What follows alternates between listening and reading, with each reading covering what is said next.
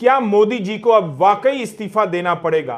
क्या चंद्रबाबू नायडू ने भाजपा के खिलाफ वह चाल चल दी है जिससे सत्ता का पूरा संतुलन बदल सकता है? नमस्कार दोस्तों, मैं हूं रवीश कुमार।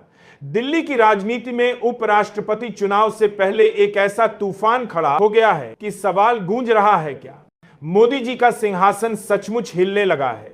पूरी कहानी बताऊंगा, लेकिन पहले आप गोदी मीडिया के एंकरों की तरह आलसी मत बनिए। लाइक बटन दबाइए, शेयर कीजिए और बताइए आप ये वीडियो कहां से देख रहे हैं। और हां, चैनल को सब्सक्राइब करना मत भूलिए, क्योंकि न्यूज चैनल बदल सकते हैं लेकिन सच्ची खबरें नहीं। सूत्रों के मुताबिक दक्षिण की राजनीति में बड़ा उलटफेर होने वाला है। खबर है कि राजनाथ सिंह ने नायडू के सबसे बड़े दुश्मन जगन मोहन रेड्डी से बातचीत शुरू कर दी है।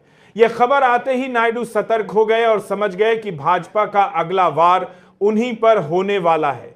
सोचिए, हाल ही में कानून लाया गया कि अगर कोई मुख्यमंत्री 30 दिन से ज्यादा जेल में रहा तो उसे पद छोड़ना पड़ेगा। क्या यह सीधा निशाना नायडू जैसे नेताओं पर नहीं है? इतिहास गवाह है कि भाजपा ने अपने हर सहयोगी दल को मुसीबत में धकेला है। महाराष्ट्र में शिवसेना, पंजाब में अकाली दल, बिहार में नीतीश कुमार सभी भाजपा के साथ रहकर अंत में तबाह हुए। यही डर अब चंद्रबाबू नायडू को सता रहा है। खबरें हैं कि वे पर्दे के पीछे राहुल गांधी से बातचीत कर रहे हैं और तेलंगाना के मुख्यमंत्री के साथ उनकी तस्वीरें भी सामने आई हैं। क्या नायडू वाकई एनडीए छोड़ने की तैयारी में है? अगर ऐसा होता है तो यह सिर्फ एक चुनावी समीकरण का बदलाव नहीं होगा, बल्कि सत्ता का पूरा संतुलन उलट जाएगा। इंडिया गठबंधन के बड़े नेता पहले ही कह चुके हैं कि अगर नायडू साथ आते हैं तो उन्हें प्रधानमंत्री पद का दावेदार बनाने पर भी कोई आपत्ति नहीं होगी। सोचिए, कल तक जो भाजपा के पक्के सहयोगी माने जाते थे, वही अब मोदी की कुर्सी के लिए सबसे बड़ा खतरा बन सकते हैं। और अगर नायडू का यह दांव सच साबित हुआ तो चिराग पासवान से लेकर उद्धव ठाकरे तक सभी नेताओं को अपने फैसले पर दोबारा सोचना पड़ेगा। लेकिन खेल यहीं खत्म नहीं होता। खबर यह भी है कि नायडू की पुरानी फाइलें फिर से खोली जा रही हैं। ईडी और इनकम टैक्स की जांच का डर भाजपा का सबसे बड़ा हथियार है। यही वजह है कि मायावती जैसे नेता कभी अचानक सुर बदल लेते हैं।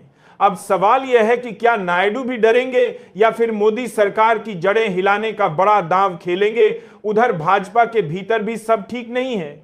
नितिन गडकरी का हालिया बयान सीधे प्रधानमंत्री पर निशाना माना गया और संघ के भीतर भी नाराजगी खुलकर सामने आने लगी है। संघ हमेशा कहता था कि संगठन बड़ा होता है, व्यक्ति नहीं, लेकिन मोदी की राजनीति ने इसे पलट दिया और हर जगह बस मोदी ही मोदी रह गए। यही कारण है कि पार्टी के पुराने नेता भी अब बेचैन दिखने लगे हैं। बिहार में भी भाजपा की जमीन खिसक रही है। राहुल गांधी और तेजस्वी यादव की जोड़ी ने जनता में भरोसा पैदा कर दिया है। विपक्ष का कहना है कि मोदी सरकार ने बिहार से बड़े वादे किए थे, लेकिन फैक्ट्रियां और निवेश गुजरात चला गया। यही गुस्सा अब आंदोलन में बदल रहा है। विपक्ष के हमले तेज हैं और भाजपा के पास ठोस मुद्दे नहीं बच रहे। तो दोस्तों, तस्वीर साफ है, भाजपा पर दबाव बाहर से भी बढ़ रहा है और अंदर से भी। अब असली सवाल यह है कि क्या चंद्रबाबू नायडू भाजपा को झटका देकर इंडिया गठबंधन में शामिल होंगे? क्या वाकई मोदी जी को इस्तीफा देने की नौबत आ जाएगी, या फिर हमेशा की तरह भाजपा आखिरी वक्त पर कोई नई चाल चल देगी? इसका जवाब आने वाले कुछ हफ्तों में तय करेगा कि दिल्ली की गद्दी पर कौन टिकेगा और कौन फिसलेगा।